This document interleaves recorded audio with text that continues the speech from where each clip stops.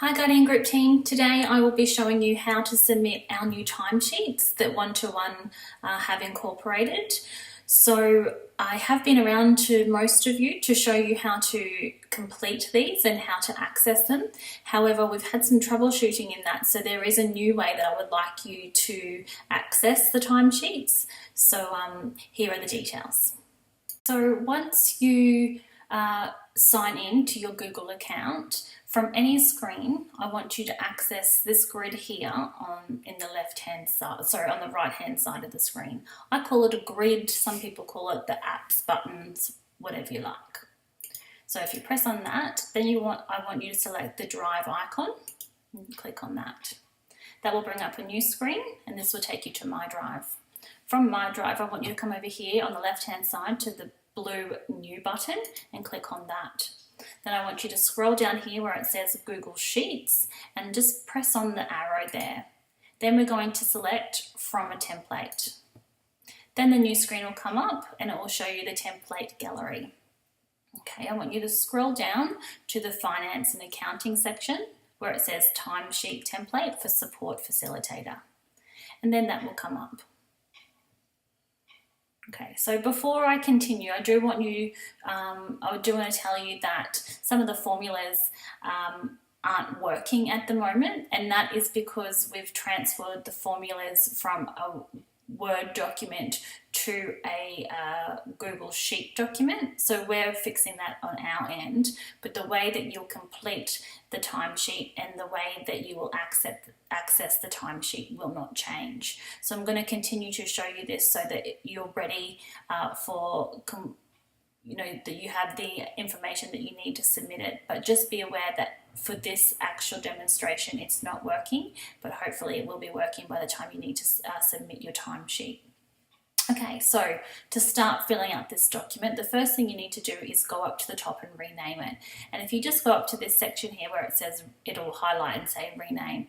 If you double click on that, it will highlight it and then you just press delete on the keyboard.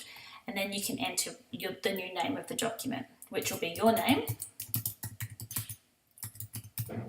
timesheet, and the week ending. So that's the pay period week ending. So for this purpose, I'm just going to put in any old date. Okay, and then you just press enter and it'll save the document for you. Now, just on the pay period and week ending date, I'm going to add to our rosters. I'm going to highlight the date from which the pay period ends, so that way all staff are aware of when the pay period ends. Be a bit more easy for everyone as well. Okay, now we just need to go and complete the document. So you need to go and fill what house that you're in. And for this one, I'm just going to use butternut. Then you'll go and type in your name. Oh. Sorry, can't spell my own name. And then you'll just put the date of the pay period that's ending. So we're using the 11th of the 11th for this example. Okay, and as you see, as I put that date in and scrolled off that square, all the dates on the left-hand side of the screen have actually automatically gone in for you. So you don't need to put in the dates of every single day of that fortnight. Okay, from there, you just need to go and complete the start times and finish times. Now, as you can see here, it says that we need to use a 24-hour clock format to record the times. So just keep that in mind when you're completing it.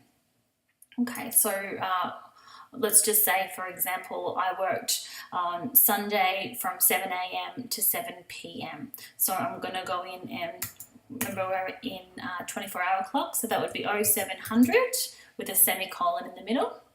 And then I'll scroll over to the other side where I'm finishing up at 7 p.m, which would be 1900 hours. And once I go off that, it calculates how many hours that I've worked. Okay, now let's just say I'm doing a sleepover. So we'll come down to the 31st and I'll type in a sleepover shift. So from that, it's the same thing. You go 6:30 a.m. using 24-hour time, and then you'll finish up at 10:30 p.m, which would be 22 semicolon 30, and come off that, and you can see the hours have accumulated. And you can see here what I was talking about before. For some reason, it's not, the formula isn't working at the moment. I've tried to play with it as much as I can, and it's just not working for me. So I hope that will be fixed by the time we need to submit our timesheets. But if it's not, you just need to fill in and ensure that the hours in which you've worked are correct, and let us worry about the total here. Okay, so let's just say now, so we haven't finished off the sleepover, so we'll go back up here. So it's 6:30 to 10:30 p.m. Then you'll need to come over here and put in that you've done one sleepover. You'll need to put the name as well. So Butternut House, and of course I should have put the name of the house up there as well. And if that's your normal rostered day, then you can put in normal rostered hours. If this shift up here that we did, the 7 till 7, if that's an additional shift outside of your normal rostered hours, you could put in additional hours. If you're doing holiday coverage, you could put in covering John's holiday hours. If it's a public holiday, then of course you'd put in public holiday. Whatever information or notes you want to put in there is fine. If you're on call that day, you can just put on call in here. So you could put normal rostered hours plus on call. Okay, and then that way they'll know to pay you your on-call fee as well. Okay, so then it should accumulate here, and the sleepovers will accumulate here as well, and you can fill out the next week. So let's go in and I'll show you what that will look like. So let's say I'm doing a sleepover again. No, let's say I'm doing a split shift at Ariel House. So that would be 0700 hours till 12 noon. And then I start again at 3, which would be 1500 hours. And I finish at 7 p.m, which would be 1900 hours. And as you can see there, it's calculated correctly. And that's how you would fill in your split shifts. So there's no sleepovers for that one, so I don't need to put in a sleepover, but then I do need to put the name of the house, which would be Ariel House, and I just say, you could even just say normal hours. Okay, you don't even have to put in a note there if you don't feel that that's necessary. Okay, then we'll go down, and let's just say I did another split shift, so I'll fill out the same one, 0700 hours till 12 noon.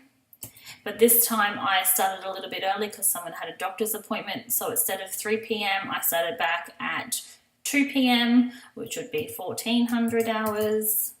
And I also worked till 8 p.m, which would be 2000 hours.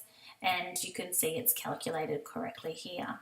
So in the ideal world, this will calculate correctly, and this will calculate correctly, and also your amount of sleepovers will calculate, and total amount of hours that you work will calculate down here as well. Okay, so leave all those formulas to me. That's just how you need to fill it in.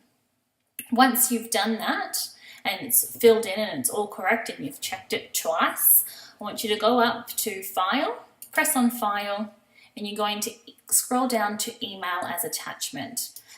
And a new little screen will pop up here, and you're going to type in who you want to send it to. So you will say, we're going to send it to Kim and Joe. Okay, so you'll type in Joe, and automatically you should see that it comes up with Joe.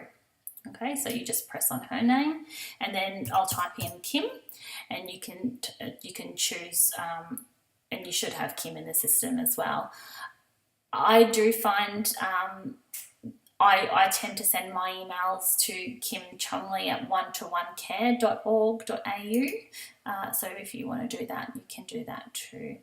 And then you can write a message. You can say, "Hi, Joe and Kim. Attached is my pay slip for this pay cycle," or something along the lines. Thanks, Belinda. And I always send a copy to myself. Oh, I spelled cycle wrong there. I always send a copy to myself, and that's just good practices. It's showing that you've then, if there are any issues later on, you can show that you've sent it, and then you'd press send. Now I'm not going to send that obviously because that will send that to Kim and Joe, and then that's your timesheet submitted. So I hope this has been helpful. This is something that I hope to do in future a bit more, and it just provides training for everyone in a way that you can go back to it and look through it. I'd love some feedback to see, find out if it was helpful or not. I apologise that I wasn't able to show you the timesheet that's working efficiently, but as I said, I hope to have that rectified by the time it is required to submit our timesheets this week. If it's not, what I'd suggest you to do is in the message box, you could type in, "Hi Joe and Kim, I have entered in my hours of work. However, the formulas are not currently working." Okay, oh, someone's spelling's no good. Well, for whatever reason anyway. So you could just enter that, and just so that they know that the formulas aren't working, but the hours that you've put down are the correct hours. Okay. If you have any questions, you know how to get a hold of me.